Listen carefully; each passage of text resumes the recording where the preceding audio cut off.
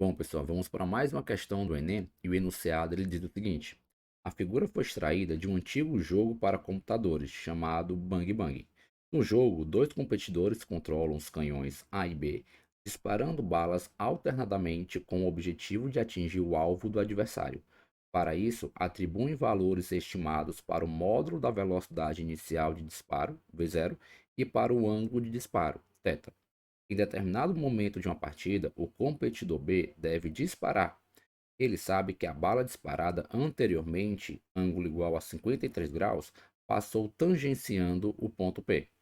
No jogo, G é igual a 10 metros por segundo ao quadrado. Considere seno de 53 igual a 0,8, cosseno de 53 igual a 0,6 e desprezível a ação de forças dissipativas com base nas distâncias dadas e mantendo o último ângulo de disparo, qual deveria ser aproximadamente o menor valor de V0 que permitiria ao disparo efetuado pelo canhão B atingir o canhão A. Temos aqui um lançamento oblíquo, em que a resolução desse tipo de problema ocorre quando você pega o movimento e divide em dois, um movimento ao longo da horizontal e outro movimento ao longo da vertical.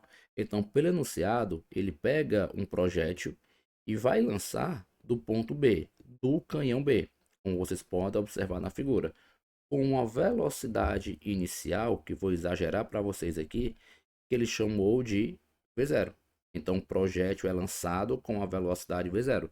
Só que perceba que essa velocidade V0, ela forma um ângulo θ com a horizontal.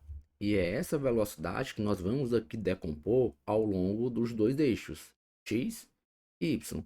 Você pode observar que esse vetor v0 ele tem uma componente ao longo da horizontal. Eu vou destacar para vocês aqui em azul, em que essa componente ela é a v0x, o vetor velocidade v0 ao longo do eixo x. Da mesma forma, nós podemos aqui achar a componente desse V0 ao longo da vertical, em que essa componente nós vamos chamar de V0y. É o vetor V0 ao longo do eixo y. De antemão, podemos então encontrar quanto vale o módulo destas duas componentes, V0x e V0y. Então, perceba que a componente V0x ela está próxima ao ângulo θ. E com isso, podemos lembrar que essa componente V0x ela vale V0 vezes o cosseno do ângulo, enquanto que a componente V0y ela se encontra afastada ou sem o ângulo θ. Logo, essa componente ela vai ser V0 vezes seno de θ. Professor, e agora? Agora nós precisamos analisar o tipo de movimento que ocorre em cada eixo. Perceba que ao longo da vertical, nesse movimento nós temos uma aceleração, que é a gravidade. E aquele movimento que admite uma aceleração é um movimento uniformemente variado. Assim, quando nós formos avaliar o lançamento ao longo da vertical, iremos analisar de tal forma que seja um movimento uniformemente variado. Quando eu olho para o movimento horizontal, eu percebo que ao longo desse eixo não existe a aceleração. E aquele movimento que não admite uma aceleração seria o movimento uniforme. Vamos iniciar analisando o movimento ao longo do eixo horizontal, em que nesse eixo vimos que a análise deve ser feita com base no movimento uniforme. Então, eu quero que você esqueça essa partícula ou o movimento vertical desse objeto e foque apenas no movimento horizontal.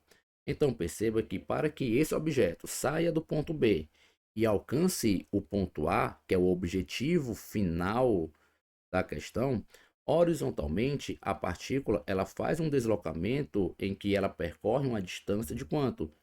De 120 metros. Então, se você fosse aqui descrever o que ocorre horizontalmente, você teria que a partícula, por exemplo, saindo de um ponto, que eu vou botar aqui como se fosse o ponto B, e alcançando o ponto A. Só que esse ponto A é apenas o deslocamento horizontal dele. Ele está abaixo do ponto A em que nós nos movimentamos apenas horizontalmente.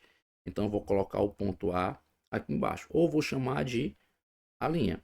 em que toda essa distância aqui, horizontal, vale quanto? 120 metros, em que o objeto, a partícula, irá sair do ponto B com que velocidade? Bom, vimos que horizontalmente essa velocidade vale quanto? V0x. Então a partícula ela vai se deslocar esses 120 metros com a velocidade horizontal que nós há pouco descobrimos como valendo V0x. Só que esse movimento ao longo da horizontal nós analisamos ou temos que analisar como um movimento uniforme.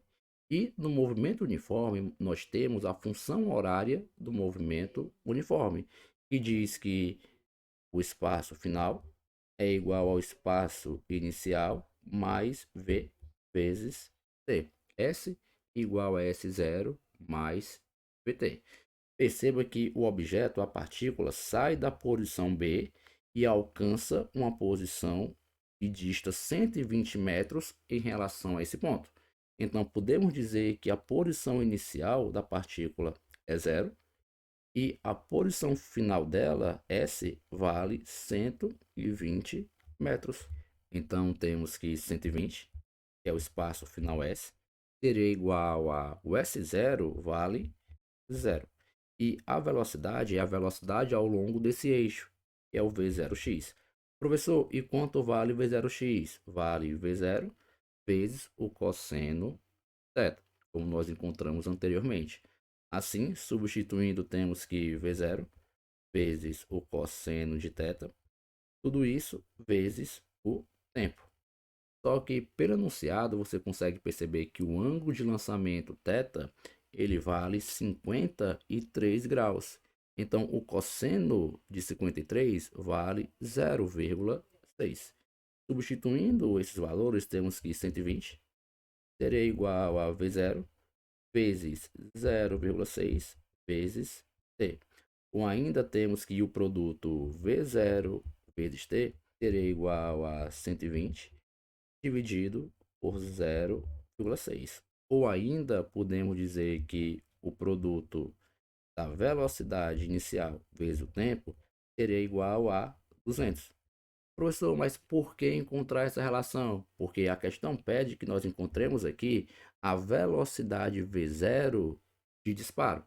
Então, preciso, analisando um movimento horizontal, encontrar uma relação entre a velocidade inicial e o tempo. Agora, quando nós formos trabalhar com o lançamento vertical, nós vamos encontrar o tempo e, tendo tempo, nós conseguimos então encontrar quanto vale o valor de V0. Vamos agora analisar o que ocorre com esse objeto ao longo da vertical. Então, nesse momento, você esquece o movimento horizontal. Voltando para a figura, temos que a partícula ela sai do ponto B com uma velocidade inicial v0y e alcança o ponto a uma altura de 35 metros em relação ao ponto B, que é o ponto mais baixo dessa partícula. Se nós pudéssemos representar essa configuração em uma figura única, nós teríamos uma situação que o objeto iria partir do ponto B no solo, só que ele seria lançado verticalmente para cima com uma velocidade que nós chamamos de V0y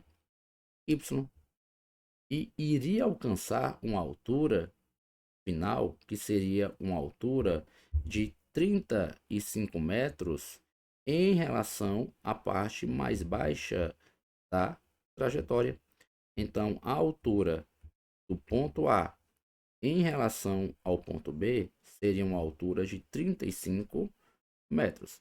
Sabemos também que a gravidade ela atua verticalmente para baixo e vamos adotar aqui o nosso referencial como vertical para cima, em que a nossa origem ela está representada no ponto mais baixo da trajetória. Sabemos que ao longo da vertical devemos analisar esse movimento com base no movimento uniformemente variado, em que a função horária do espaço diz que o espaço final S ele é igual ao espaço inicial S0 mais P0 vezes T mais a T2 sobre 2. Perceba algumas situações. O nosso objeto ele está partindo inicialmente do ponto B. Sim? Logo, podemos dizer que o ponto B coincide com a origem da trajetória. Logo, a posição inicial seria igual a zero. E ele alcança a posição A. E a posição A está a 35 metros de B. Logo, podemos aqui dizer que a posição final da partícula seria 35 metros. Ah, professor, quanto seria a aceleração?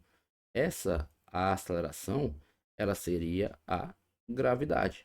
Um sinal algébrico negativo. Por quê? Porque eu orientei a nossa trajetória para cima, enquanto que a gravidade está orientada para baixo. Podemos agora substituir os valores e então encontrar que o S, que é 35, seria igual ao S0, e como nós observamos, vale zero, porque a partícula se encontra na origem dos espaços, mais o V0, gente, é o V0 ao longo desse eixo, então é o V0Y.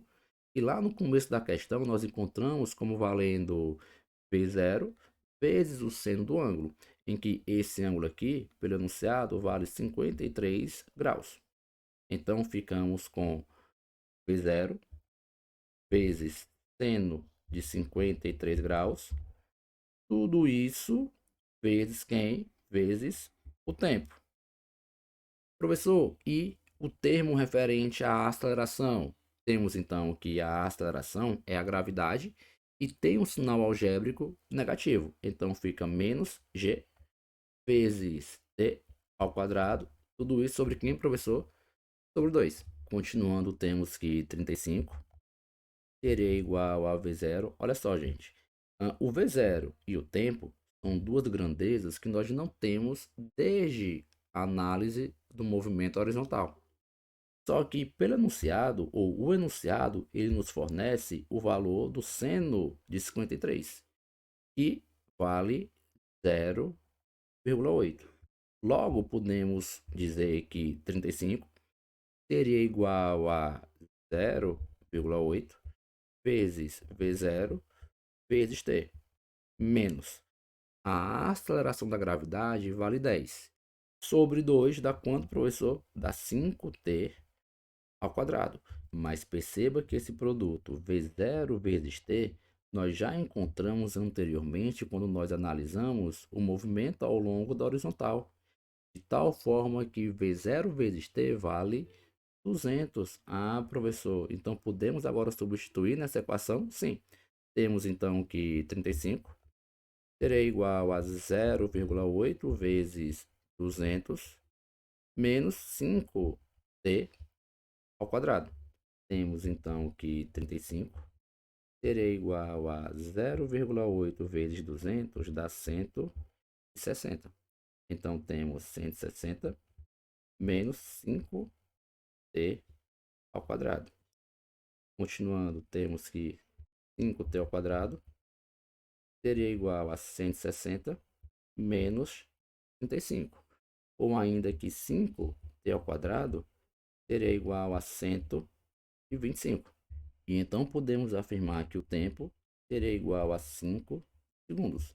Então, para que ele saísse do ponto B e alcançasse o ponto A, o projétil iria levar ou leva 5 segundos. Professor, mas ele está pedindo o tempo, é? Não. Ele está pedindo a velocidade inicial de lançamento do projétil.